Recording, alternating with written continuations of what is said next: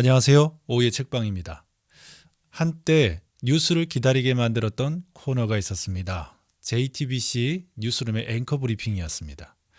날카로운 시사 비평 속에 묘하게 흐르는 문학적 감수성, 마치 물과 불처럼 섞이기 힘든 이성과 감성을 그 짧은 글 안에 기가 막히게 조화시키곤 했습니다. 저 원고는 대체 누가 쓰는 걸까 늘 궁금했었죠. 그 글의 주인공이 김현정 작가라는 사실은 나중에서야 알았습니다. 흐름출판사에서 나온 김현정 작가의 책인데요. 연중마감 오늘도 씁니다를 읽다가 흥미로운 대목을 하나 발견했습니다.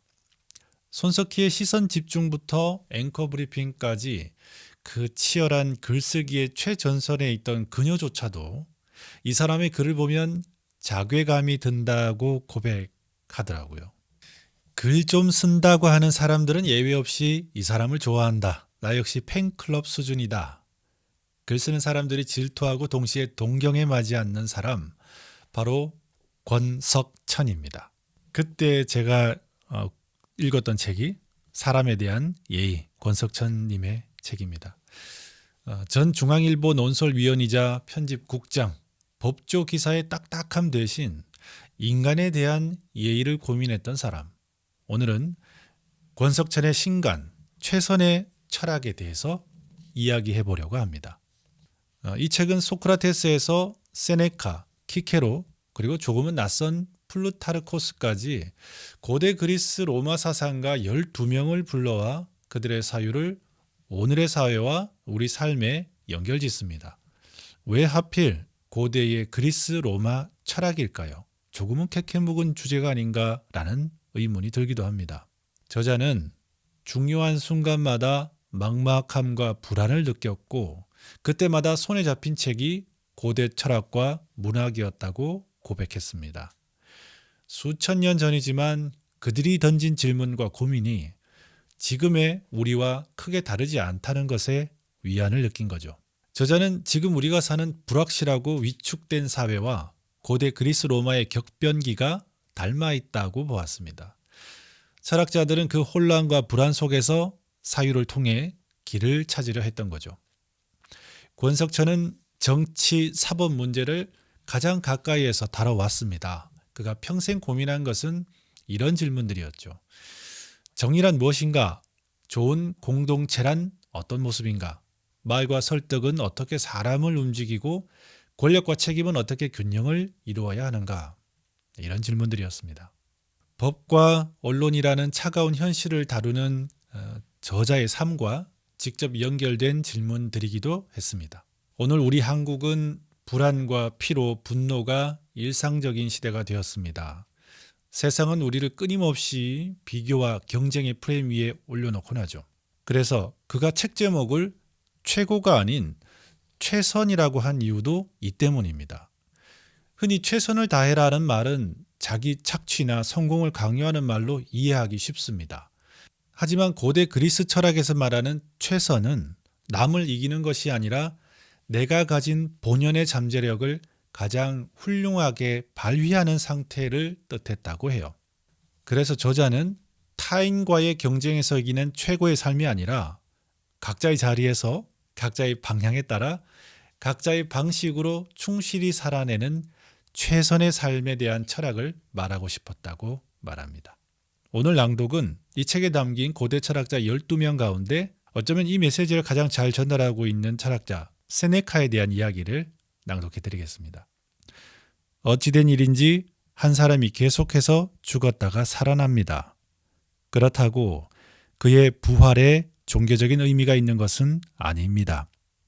과학기술 발전이 낳은 결과일 따름입니다.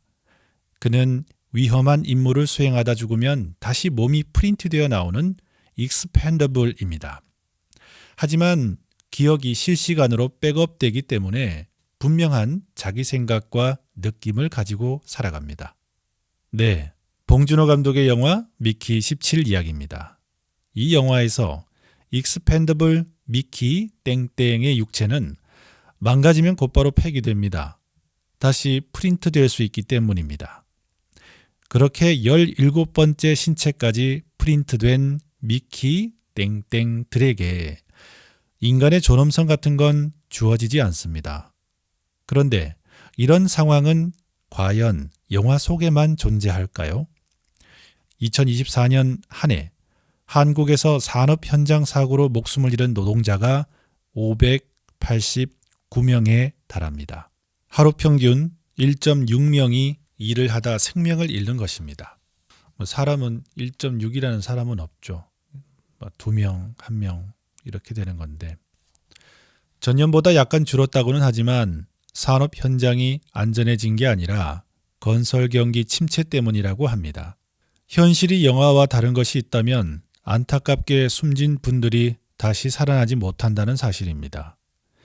경제가 성장한 만큼 삶의 질도 높아졌다고 말할 수 있을까요? 지금 우리 사회가 인간의 존엄성이 보장되는 사회라고 할 수 있을까요? 나와 관련 없는 이들을 익스펜더블로 대하고 있지는 않나요? 혹여 우리 자신도 익스펜더블 대접을 받고 있는 건 아닐까요? 인간은 인간에게 신성한 존재이다. 고대 로마의 철학자 세네카가 한 말입니다. 인간은 인간에게 늑대다. 인간 본성의 잔인함을 지적한 로마의 격언과 정확히 반대편에 서 있습니다. 세네카의 원문은 다음과 같습니다. 인간은 인간에게 신성한 존재이다. 그러나 이제는 유희와 장난으로 죽임을 당한다. 인간의 목숨을 한낱 오락거리로 여기는 당시 로마의 비정한 사회상을 정면으로 비판한 것입니다. 인간은 인간에게 신성한 존재라는 말은 모든 인간은 우주적 이성의 일부이며 따라서 본질적으로 연결되어 있음을 뜻합니다. 서로를 존엄하게 대해야 할 도덕적 의무가 있음을 말하고자 한 것이죠. 이제 세네카가 남긴 편지를 통해 그의 생각을 되짚어 보려고 합니다.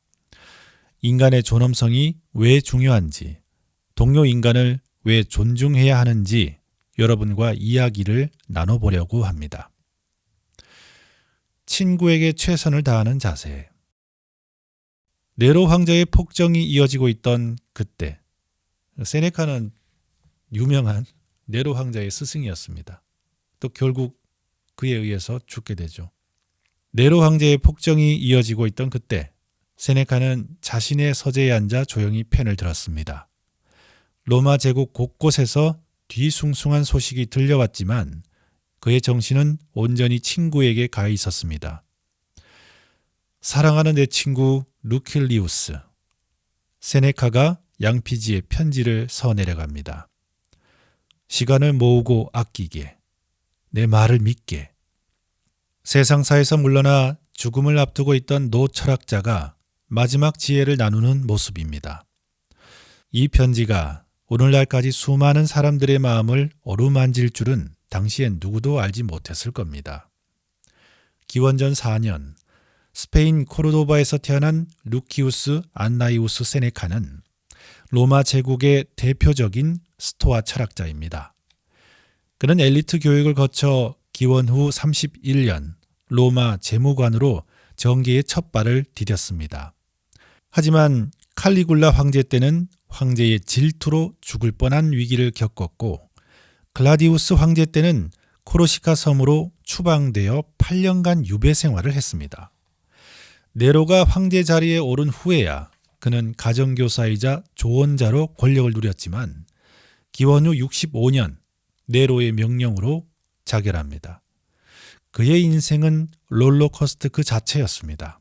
세네카의 인생보다 놀라운 것은 그가 남긴 글의 힘입니다. 어떻게 그의 편지가 그 아득한 시공간을 넘어 우리에게까지 영향을 미치게 되었을까요? 하루에도 수십 통의 이메일과 메시지가 오가는 시대에 그의 편지는 어떤 의미가 있을까요? 루킬리우스에게 보내는 도덕적 편지들은 그가 정치 일선에서 물러나 세상을 떠나기 전까지 3년여 동안 친구 루킬리우스에게 보낸 편지를 모은 것입니다. 세네카는 이 편지들에서 스토아 철학을 바탕으로 어떻게 행복한 삶을 살고 어떻게 행복한 죽음을 맞을지 조언합니다. 일상적 경험을 가지고 현실에서 실천 가능한 해법을 제시하려는 모습이 인상적입니다. 세네카가 보낸 편지들을 살펴보면 그는 가볍게 말하지도 함부로 말하지도 에둘러 말하지도 않습니다. 깊이 생각한 내용을 상대가 이해하기 쉽게끔 전달하고자 애쓴 흔적이 역력합니다. 어떻게든 친구에게 도움이 될 말을 해주려는 선의가 편지 하나하나마다 담겨 있습니다. 예를 들면 시간의 가치를 이야기하는 편지에서 그는 이렇게 말합니다. 내 말을 믿게. 어떤 시간은 빼앗기고 어떤 시간은 도둑맞고 또한 어떤 시간은 그저 빠져나간다는 것을 말일세. 그러나 가장 수치스러운 상실은 부주의로 인한 상실이네. 매 순간에 최선을 다하게. 이렇게 오늘을 붙잡으면 내일에 그처럼 많이 의존하지 않아도 될 테니 말일세. 할 일을 미루면 인생은 덧없이 지나버린다네. 어떻습니까? 절친한 친구가 카카오톡으로 좋은 의미의 잔소리를 하는 것 같지 않나요? 이렇듯 세네카의 편지에는 친근감이 가득합니다. 그는 이 편지 마지막에 이렇게 덧붙입니다. 항아리 바닥에 손이 닿는다면 무언가를 아끼기에는 너무 늦었기 때문이지.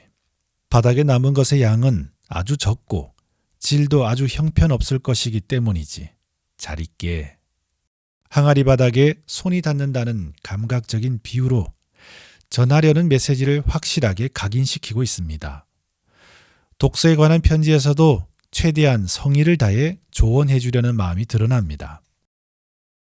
많은 작가의 책들과 모든 종류의 책들에 대한 독서가 자네를 두서없고 불안하게 만들지 않도록 조심하게. 자네의 마음속에 확고하게 자리 잡을 생각들을 끌어내려면 자네는 적은 수의 뛰어난 사상가들 사이에 오래 머물면서 그들의 작품들을 소화해야 하네. 세네카 자신도 너무 많은 책을 읽다가 길을 잃은 경험이 있었나 봅니다. 그래서 루킬리우스는 자신과 똑같은 실수를 저지르지 않기를 바라는 것입니다. 세네카는 어디에나 있다는 것은 어디에도 없다는 것을 의미한다라며 과도한 독서의 위험성을 강조합니다. 그러면서 자신만의 노하우를 알려주죠. 그날 소화할 수 있는 한 가지만 고르라고요. 선의는 인간의 존엄성을 존중하는 데서 나온다. 이렇게 있는 힘껏 조언하고 도움을 주려는 선한 마음은 대체 어디에서 나올까요? 저는 인간의 존엄성을 존중하는 자세에서 우러나는 것이라고 생각합니다. 세네카는 어느 날 콜로세움에 갔다가 끔찍한 장면을 목격합니다. 그는 루킬리우스에게 보내는 편지에서 이전의 싸움에는 자비의 행위가 있었으나 지금은 하찮은 모든 것이 배제되고 살인만이 남아있다라며 그 장면을 이렇게 묘사합니다. 사람들은 방어 장비를 갖고 있지 않았네. 그들은 공격에 완전히 노출되었고 빗나간 공격이 전혀 없었네. 아침에 그들은 사람들을 사자들이나 곰들에게 던져놓고 오후에는 관중들에게 던져놓는다네. 군중은 한 살인자와 그를 살인할 다른 사람을 서로 만나게 만들고 또한 군중은 항상 최종 우승자가 또 다른 살인을 하게 만들지. 세네카에게 콜로세움은 지옥과도 같은 곳으로 비친 것입니다. 그 검투사는 아마도 강도거나 살인자였을 것이란 세간의 추정에 대해 그는 묻습니다. 그래서 어떻다는 말인가? 그가 살인자였다고 해서 이런 일을 당하는 것이 당연한가? 강도든 살인자든 인간이라면 그렇게 참혹한 상황에 밀어넣어선 안 된다는 주장입니다. 더욱이 편지에는 그 검투사를 죽여라. 그를 태워버려라. 그는 왜 그토록 허약하게 때리나? 서로 죽을 때까지 때리란 말이야. 같은 군중의 외침이 생생하게 기록되어 있습니다. 세네카는 한쪽으로 쏠리는 군중 심리를 경계해야 한다고 말합니다. 올바름을 굳게 지키지 못하는 청년의 성품은 군중으로부터 구출되어야 한다고요. 콜로세움의 잔인한 장면들이 세네카에게 충격적으로 다가왔던 것은 그의 가슴 속에 휴머니즘이 살아있었기 때문입니다. 마치 요즘 사람들이 야구장에 가듯 로마인들이 콜로세움에 가서 즐기는 여흥이 그의 눈에는 인간성의 파괴로 비친 것이죠. 그가 그저 심성이 약한 사람이어서 그랬던 것 아니냐고요. 결코 아닙니다. 세네카는 자신의 분명한 철학 위에서 인간의 존엄성에 대한 존중을 이야기합니다. 루킬리우스에게 보낸 또 다른 편지를 보면 존엄성을 가진 인간과의 동료애를 말하고 있습니다. 자네가 자네 자신을 위해 살고자 한다면 자네는 자네의 이웃을 위해 살아야 하네. 세심한 돌봄으로 유지되는 동료애는 우리를 서로 어우러지게 하고 또한 인간이 공통적으로 어떤 권리를 갖게 하네. 이런 마음을 품었기에 그는 지금은 농담할 때가 아니라며 행동에 나설 것을 주장합니다.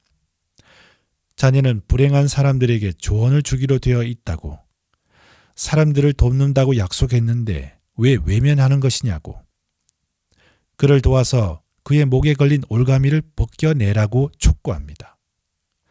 세네카는 자신이 하루하루를 성실하게 살아가는 것도 그 때문이라고 이야기합니다. 나는 단 하루도 게으름을 피우지 않네. 나는 심지어 밤 시간의 일부를 학문에 할애하네. 나는 잠잘 시간을 허용하지 않고 잘 수밖에 없을 때만 굴복하고 눈을 뜨고 있기 힘들어 감으려 할 때도 내 눈은 여전히 일을 하네. 나는 다음 세대를 위해 일하고 그 세대에 도움이 될 생각들을 적고 있다네. 눈을 뜨고 있기 힘들어 감으려 할 때도 자신의 눈은 여전히 일을 하는 철학자의 모습이 눈앞에 그려지나요? 세네카는 자신이 그토록 열심히 공부하고 글을 쓰는 것은 이웃을 위하고 다음 세대를 위해서라고 말합니다. 그의 말에서 동료 인간들에 대한 관심과 지극한 애정이 느껴집니다. 그렇습니다. 그의 선의는 지인들, 즉 자신이 아는 사람들에게만 향하는 게 아닙니다. 인간의 존엄성이 가족이나 친구에게 국한된 것은 아니니까요. 사람을 존중하는 마음은 친분이나 이해관계가 없는 사람들을 향할 때 더 밝게 빛이 납니다. 세네카가 당시 로마 사회의 노예제에 대해 비판적인 시각을 지녔던 것도 같은 차원입니다. 그는 노예를 말하는 도구라고 칭하는 대신 낮은 지위의 친구들이라고 불렀습니다. 누가 주인이 되고 누가 노예가 되는지는 전적으로 운명의 우연성에 달렸다고 본 것입니다. 그는 또 노예들과 함께 식사하고 대화하며 조언을 구하라고 루킬리우스에게 권합니다. 노예를 대하는 태도가 그 사람의 진정한 품성을 보여준다고 생각하기 때문입니다. 그의 글을 읽으면서 상대의 직급이 낮다고 나보다 나이가 적다고 함부로 대한 것은 아닌지 저 자신을 돌아보게 됩니다. 군림하지 않고 사람의 마음을 여는 법. 세네카가 더욱 매력적인 이유는 일방적으로 군림하려 들지 않는다는 데 있습니다. 그는 자신이 무슨 구루라도 된 것처럼 자기 말만 늘어놓지 않습니다. 듣는 사람을 늘 염두에 두고 대화에 임합니다. 특히 반론 가능성을 열어두고 이야기를 이어갑니다. 이를테면 이런 식입니다. 그는 자신이 대중 목욕탕 근처에 살면서 일상에서 겪게 된 소음을 이야기한 뒤 마음의 갈등이 빚는 소음에 대해 설명합니다. 그런데 편지 막바지에 이런 말을 남겨놓습니다. 자네는 그렇다면 때로는 단순히 소란을 피하는 것이 더 간단한 문제가 아닌가라고 말할 것이네. 나도 그걸 인정하네. 그래서 나는 여기서 이사를 할 것이네. 나는 단지 나 자신을 시험하고 연습시켜 보고 싶었을 뿐이네. 일상의 소음이야 다른 곳으로 이사하면 간단히 해결될 텐데 라는 상대의 의문을 스스로 해소하고 있는 것입니다. 작은 부분도 놓치지 않는 세심함이 느껴집니다. 그는 때로는 편지를 읽는 이가 던질 만한 질문을 직접 의문문으로 집어넣기도 합니다. 그렇다면 우리는 다른 사람들처럼 행동해야 할까? 우리 자신들과 세상 사이에는 차이가 없을까? 차이가 있네. 아주 큰 차이가 있지. 우리를 살피는 사람들에게 우리가 보통 사람들과 다르다는 것을 알도록 만들게, 우리가 사는 집을 방문하는 사람들에게 우리의 세간살이가 아니라 우리 자신을 감상하도록 만들게. 대화란 사람과 사람의 관계성 속에서 이루어지는 것임을 세네카는 잊지 않습니다. 편지를 받을 때마다 내 가슴이 뛰며 편지를 계속 보내주길 간청하고 또 기도한다라고 고백합니다. 편지를 주고받으면서 함께 있는 걸 상상하고 글로 답장을 하는 것이 아니라 말하는 듯한 느낌을 받는다는 세네카의 애틋함에 마음을 열지 않을 사람이 있을까요? 신뢰, 즉 믿고 의지하는 관계가 유지되려면 진실해야 합니다. 세네카는 자신의 부끄러운 부분까지 감추지 않고 드러냄으로써 진실함을 보여줍니다.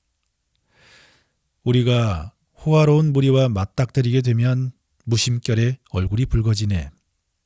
따라서 나의 성숙함은 아직 불충분하네. 나는 아직 나의 검소함을 공개적으로 인정할 용기를 갖고 있지 않네. 상대를 존중한다면 있는 그대로의 진실을 말해야 한다. 타인을 존중해야 한다고 말하면 어떤 이들은 비위를 맞추라는 뜻으로 오해하곤 합니다. 그러나 진정한 존중은 잠시 즐겁게 하기 위해 거짓을 말하는 게 아닙니다. 듣기 좋게 달콤한 말만 하는 것이 아닙니다. 도리어 솔직하게 진실을 이야기하는 것입니다. 상대의 비위를 맞추는 데 급급한 것은 그를 우습게 여기는 것일 뿐입니다. 세네카는 상대의 모습을 직시한 뒤 자신이 본 바를 가감없이 전합니다. 그는 루킬리우스에게 이목을 끄는 행동을 하면서 주목을 받으려고 하는 사람들처럼 행동하지 말라고 충고합니다. 다른 모든 비정상적인 자기 과시를 피하라는 것입니다. 그 이유는 무엇일까요? 얼마나 조용히 추구하든 단지 철학이라는 이름만으로도 우리는 충분히 경멸의 대상이네. 우리가 일상적인 일을 하지 않으면 어떤 일이 생기겠는가? 우리의 내면이 모든 점에서 다르더라도 우리의 외면은 사회에 들어맞아야 하네. 상상해 보세요. 로마의 철학자들이 만나 사람들은 우리를 이해하지 못해 하며 한숨 내쉬는 장면을. 세네카는 세상 사람들이 철학자들을 어떻게 보는지 꿰뚫어 보고 있습니다.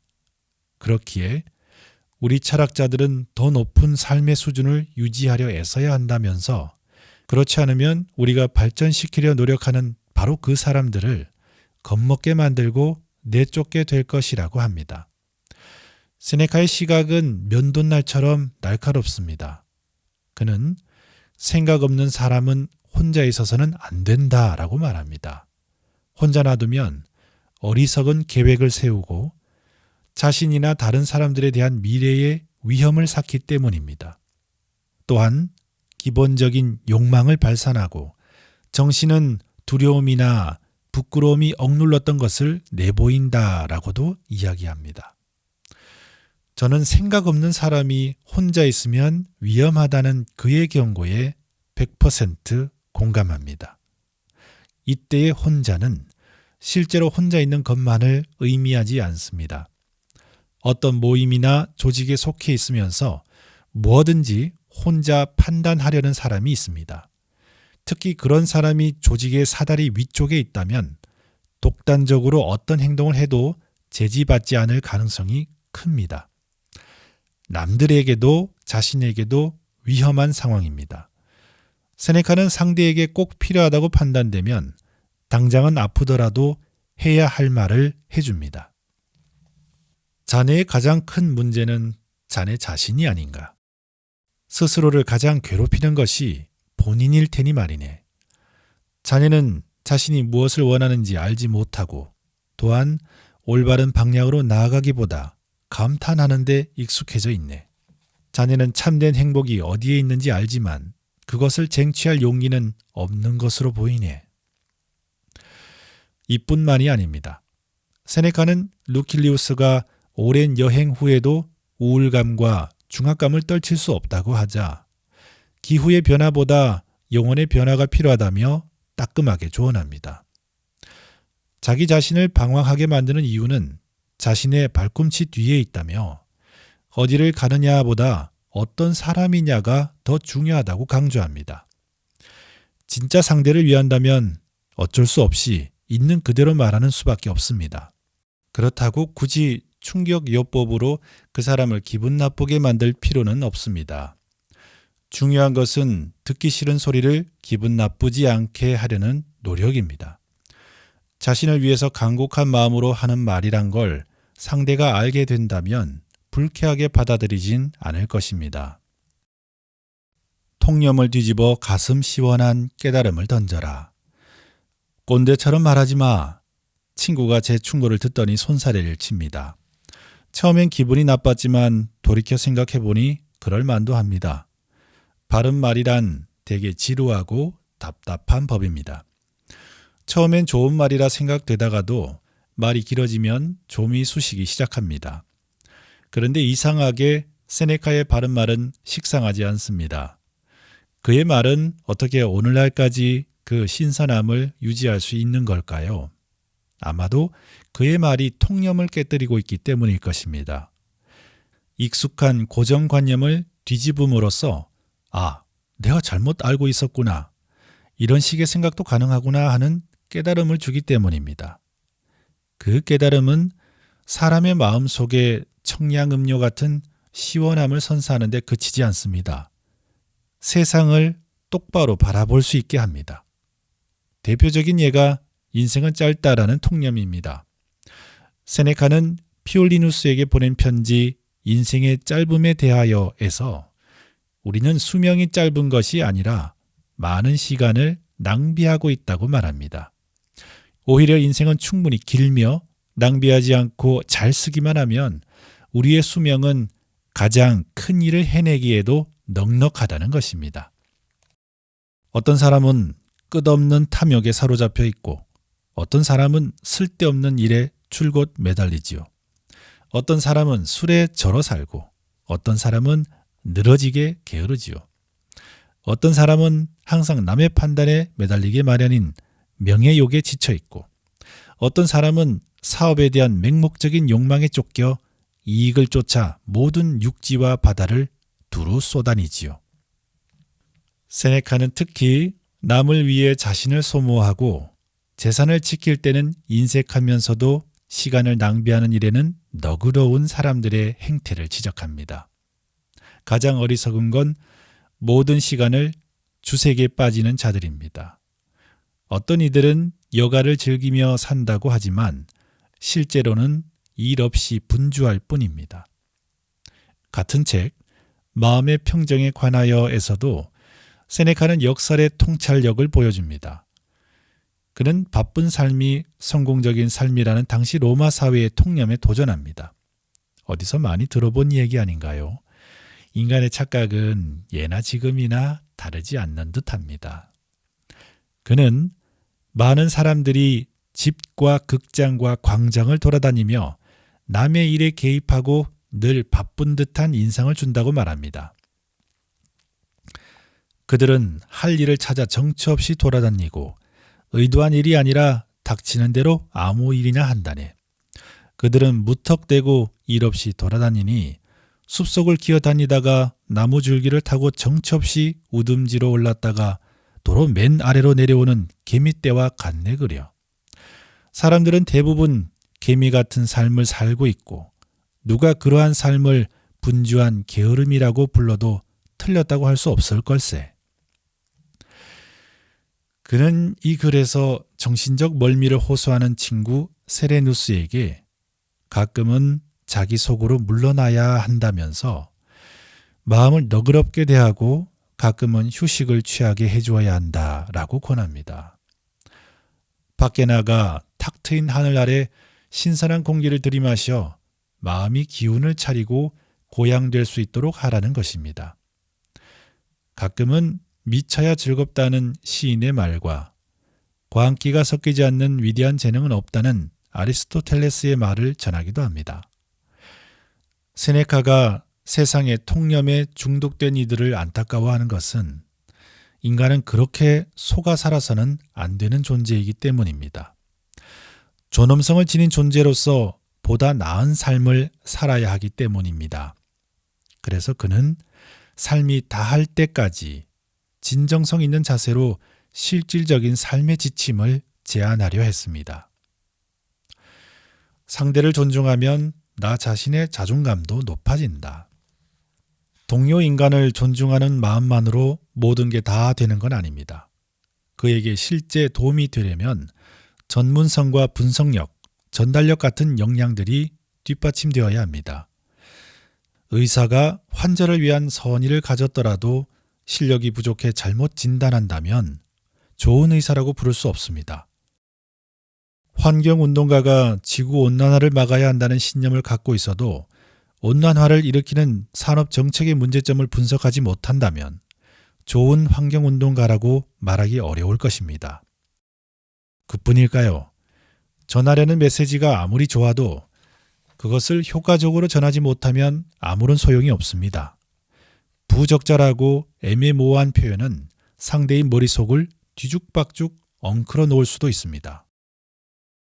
또한 큰 사고로 괴로워하는 피해자와 그 가족을 위로할 때 그 사고의 맥락에 대한 깊은 이해 없이 피상적으로 위로한다면 어떠한 공감도 일으킬 수 없습니다. 또 하나, 잊지 말아야 할 것은 타인을 존중하면 나 자신도 존중하게 된다는 사실입니다.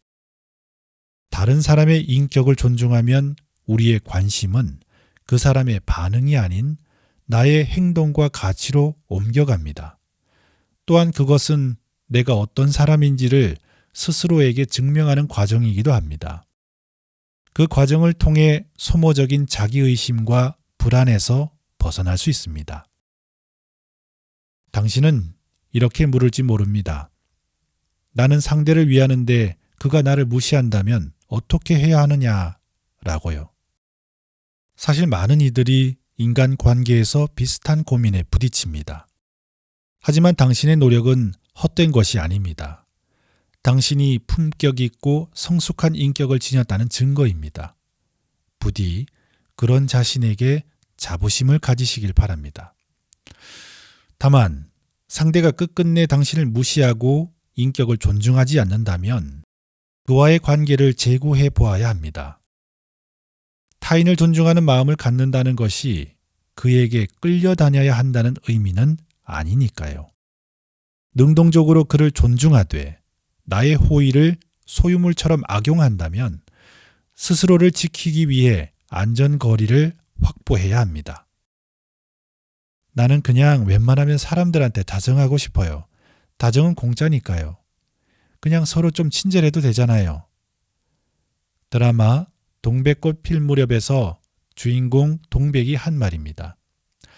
그녀의 친절함은 옹산이라는 마을 사람들의 마음을 여는 열쇠가 됩니다. 그런 동백이도 살인범 까불이까지 용납하지는 않습니다. 그의 정체를 알게 되자 정의의 한 방을 날립니다. 다정하다는 것은 그만큼 존중한다는 뜻일 테지요. 우리도 웬만하면 다정하게 다른 이들을 대했으면 합니다. 존중은 거창한 게 아닙니다.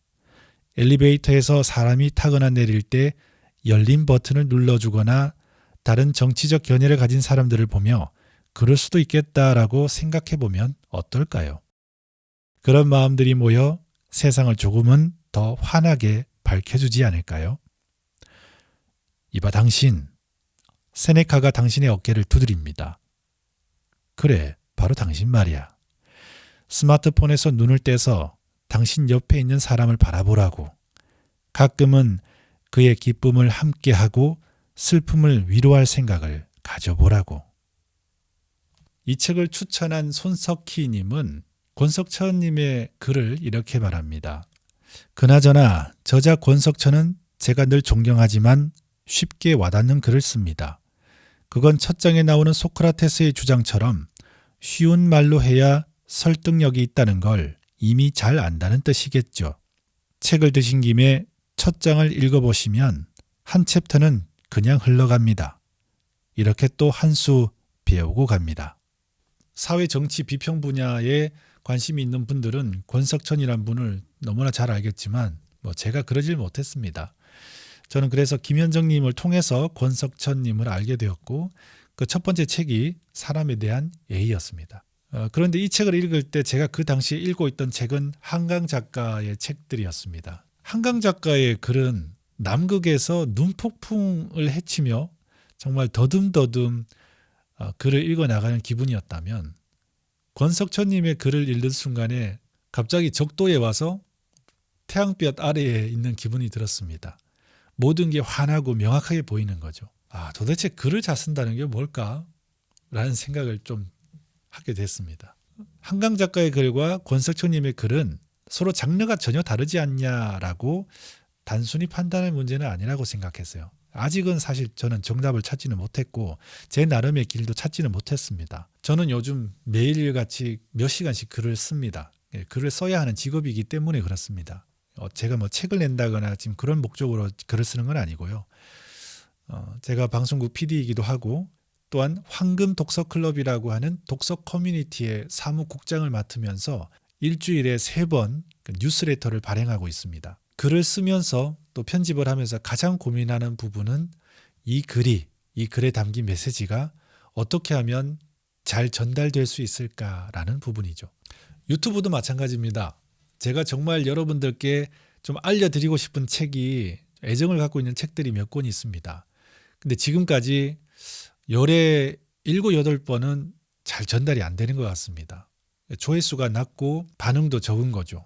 제가 이 고민을 좀 털어놓았더니 그 출판사에 계신 한 분이 같은 고민을 하시더라고요. 지금 저희들이 내린 결론은 진심을 가지고 꾸준히 하다 보면 결국에는 우리 마음이 전달되지 않겠느냐라는 거였습니다.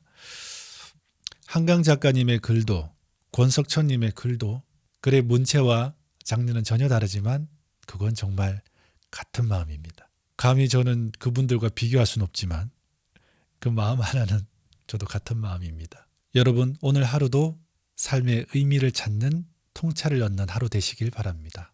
오후의 책방이었습니다.